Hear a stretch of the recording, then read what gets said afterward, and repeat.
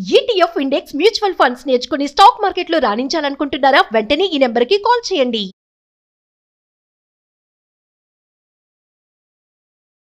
నమస్కారం శ్రీ ఆచార్య స్వామి గారు. నమస్కారం అండి. అయితే క్లాసెస్ గురించి చాలామంది అడుగుతున్నారండి. ఫస్ట్ అది ఫినిష్ చేసుకున్న తర్వాత సబ్జెక్ట్లోకి వెళ్దాం. ఎందుకంటే ఇన్స్టాగ్రామ్లో కూడా నాకు డైరెక్ట్గా ఏదైనా ఫోటో అప్లోడ్ చేస్తే దాని కిందే పెట్టేస్తున్నారు.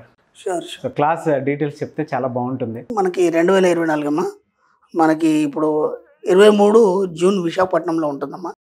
అలాగే 30 జూన్ మనకి తిరుపతిలో ఉంటుంది. 7 జూలై రాజమండ్రిలో ఉంటుందమ్మా. ప్రస్తుతానికి ఉన్న క్లాసెస్ ఇవి. తర్వాత మళ్ళీ అయిన తర్వాత మనం నెక్స్ట్ క్లాస్ అందులో ఏం చెప్తున్నారు సార్? మనం ఏం చెప్తున్నాం అంటే మన సబ్జెక్ట్ అనేది అనంతం అండి.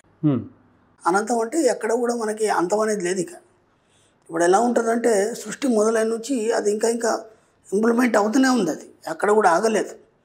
మన సబ్జెక్టే సృష్టి. మన సబ్జెక్ట్ ఏంటంటే సృష్టి, క్రియేషన్. ఎప్పుడైతే మీరు క్రియేటర్ అని అనుకున్నారో మీ జీవితంలో ఎక్కడ లోటు అనేది ఉండదు. ఇక అంటే మీరు ఎలా ఊహించుకోవాలంటే ఎప్పుడు కూడా నేను సంపూర్ణంగా ఉన్నాను, ఐఎమ్ ద క్రియేటర్, నేను ఏదైనా సృష్టించుకోగలను అనే నమ్మకాన్ని కలిగి ఉన్నప్పుడు మాత్రమే అది సాధ్యమవుతుంది. ఎలా ఉండాలి అంటే మీరు ఒక సృష్టి అనేది ఎప్పుడైతే మీ మనసులో వచ్చిందో దాంట్లో ఎక్కడ లోటు అనేది కనిపించద్దు. ఎందుకంటే మీరు సంపూర్ణత్వంతో కూడి ఉన్నారు. మనం ఇక్కడ ఏం చెప్పుకున్నామంటే మన సబ్జెక్ట్లో మొత్తానికి ఒక సూత్రం ఉంది.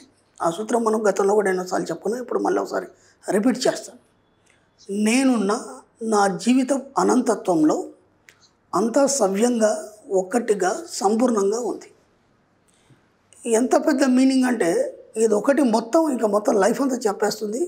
మీరు ఎటు చూసినా ఇదే ఉంటుంది, ఇంకేం ఉండదు, ఇంకా కొత్తగా ఏమి ఉండదు. ఇక్కడ ఎంత బాగా చెప్తున్నారంటే నేనున్నా, మీరు ఏదైతే జీవిస్తున్నటువంటి జీవితం ఉందో ఇది అనంతత్వంతో కూడి ఉంది. అంటే ఈ సృష్టి మొత్తం వ్యాపించి ఉంది. ఓకే, మొత్తం ఏదైతే మనం కాస్మిక్ ఎనర్జీ అనుకుంటున్నాం, లేకపోతే సూపర్ పవర్ అనుకుంటున్నాం, లేదా యూనివర్స్ అనుకుంటున్నాం, లేదంటే విశ్వం అనుకుంటున్నాం, ఏదైనా కావచ్చు, దాంతో కూడి సంపూర్ణంగా ఉంది, ఒకటిగా ఉంది. ఓకేనా, ఒకటిగా ఉంది అంటే దాంతో మీరు ఏకమైపోయారు.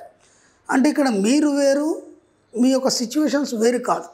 ఓకేనా, అవన్నీ ఎలా ఉన్నాయి? సంపూర్ణంగా ఉన్నాయి. మీకు ఇక్కడ లోటు లేదు. మీ జీవితంలో ఎక్కడ లోటు లేదు. కానీ లోటును మీరు ఎప్పుడైతే సృష్టించుకుంటారో తయారవుతుంది. అంటే ఇక్కడ మీరు ఇదంతా దీంతో కూడి ఉన్న దాంట్లో మీరు ఏది సృష్టించుకుంటే అదే తయారవుతుంది. అందుకే యు ఆర్ ద క్రియేటర్. ఎన్నోసార్లు చెప్పుకున్నాను, యు ఆర్ ద క్రియేటర్.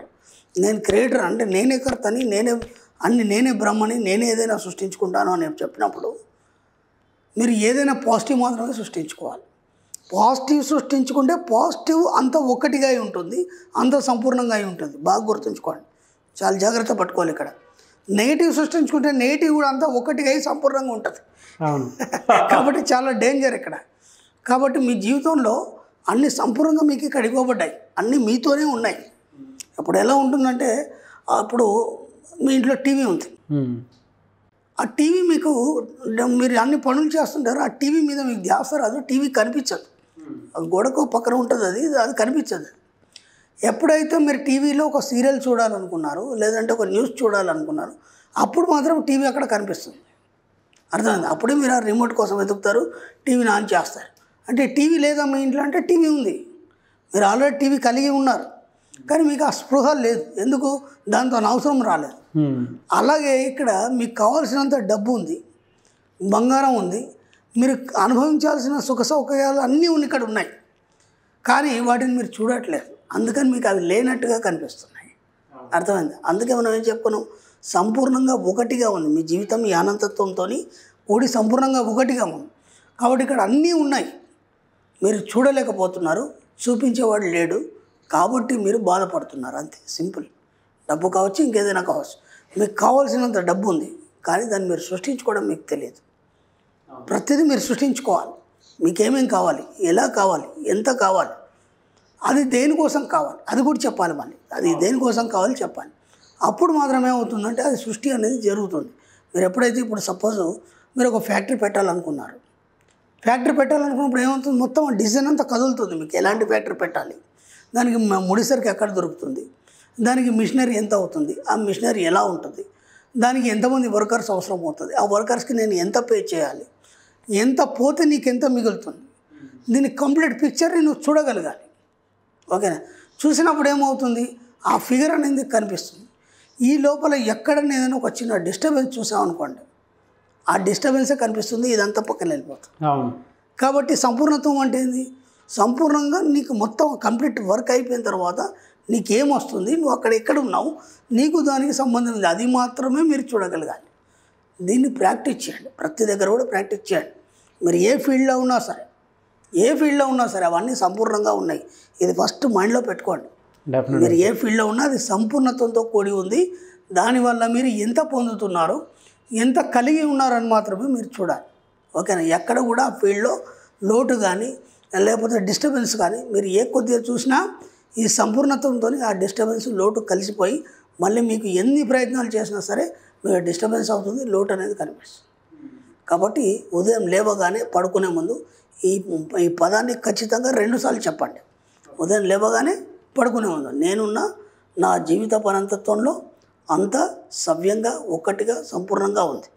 అలాగే మనం ఏ అఫర్మేషన్ చేసినా లేదా మెడిటేషన్ ముందు కూర్చున్నా లేదా మనం అఫర్మేషన్స్ రాసుకుంటాం, ఆ రాసుకునే ముందు ఈ వర్డ్ ఖచ్చితంగా రాయండి. ఖచ్చితంగా రాసి మీరు మిగతా ఏదైతే మనం అఫర్మేషన్ రాస్తామో అప్పుడు ఈ వర్డ్ ఏదైతే పై రాస్తామో ఈ మిగతా అఫర్మేషన్స్ అన్నీ సంపూర్ణంగా ఒకటిగా వాటి పనులు అవి చేసుకోవడం అనేది స్టార్ట్ అవుతుంది. మీరు ఈ వర్డ్ చెప్పకుండా రాశారనుకోండి, ఖచ్చితంగా ఎక్కడో డిస్టర్బెన్స్ అవుతుంది, ఎక్కడ లోటు అనేది కనిపిస్తుంది. ఏ పనైనా మొదలు పెట్టండి. మీరు ఒక ఇల్లు గృహ నిర్మాణం జరుగుతుంది, మీరు ఇల్లు కట్టాలనుకున్నారు, లేకపోతే పొలం వేయాలనుకున్నారు, లేకపోతే ఇంకేదైనా కొత్త కన్స్ట్రక్షన్ చేయాలనుకున్నారు, లేదా ఒక ఫ్యాక్టరీ పెట్టాలనుకున్నారు, లేదా ఒక ఆఫీస్ ఓపెన్ చేయాలనుకున్నారు. ఏది చేసినా సరే ముందుగా ఇది సూత్రం, మన సబ్జెక్ట్లో ముఖ్య సూత్రం అనమాట. ఈ పదం చెప్పిన తర్వాత మొదలు పెట్టండి. ఏ లోటు లేకుండా సాఫీగా అన్నిటి అక్కడక్కడ సాగిపోతాయి. ఎంత వీలైతే అంత మీరు ఎక్కడ కూడా తక్కువగా ఊహించడం కానీ, లేకపోతే మనం అనంతం అని చెప్పుకున్నప్పుడు ఏదైనా రిచ్గానే ఊహించండి. మీరు ఖర్చు కూడా ఎలా పెడతారంటే ఇది ఇంతలో అయిపోద్ది కదా అంతెందుకు అని ఎప్పుడు కూడా మీ ఆలోచనలో రానివ్వకండి. ఎందుకంటే మీరు రిచ్ మ్యాన్ కదా, రిచ్గానే ఖర్చు పెట్టాలి ఏదైనా. మీరు ఎంత ఖర్చు పెడితే అంతకు రెట్టింపు మీకు రావడం అనేది మొదలవుతుంది. రెండోది, మీరు ఎంత ఎక్కువ ఖర్చు పెట్టడం వల్ల అంతమందికి మీరు పని ఇచ్చిన వాళ్ళు అవుతారు, ఎంతోమందికి లైఫ్ ఇచ్చిన వాళ్ళు అవుతారు. కాబట్టి ఒక పని మీకు ఒక 100 రూపాయలు అయిపోతుంది అనుకుంటే 500 అయ్యేట్టుగా ఏమైనా పని ఉందో ఆలోచించండి. అంతేగాని 100 రూపాయలు అయిపోతుంది కదా ఎందుకు ఖర్చు పెట్టాలి 500 అనుకోకండి. అప్పుడు మీరు పెద్ద పెద్ద వాళ్ళ ఇల్లు చూసుంటారు, ఒక రిచ్ మ్యాన్ ఇల్లు చూసుంటారు. ఇప్పుడు మనం కట్టుకుంటాం ఒక ఇల్లు, డబుల్ బెడ్రూమ్ కిచెన్ హాల్, ఏదో కట్టుకున్నాం ఇల్లు ఉందా లేదా అంతే, పేరుకు మాత్రమే ఇల్లు. మరి బాగా డబ్బున్న వాళ్ళు ఎన్నో ఇంటీరియర్ చేయిస్తారు, దానివల్ల ఎంతోమందికి పని దొరుకుతుంది. అర్థమైందా? దానివల్ల ఏమవుతుందంటే నువ్వు సమాజానికి పని ఇవ్వగలిగే స్థితికి వెళ్ళినావు, నువ్వు గొప్ప ధనవంతుడు అని విశ్వానికి తెలియజేసిన వాడు అవుతావు.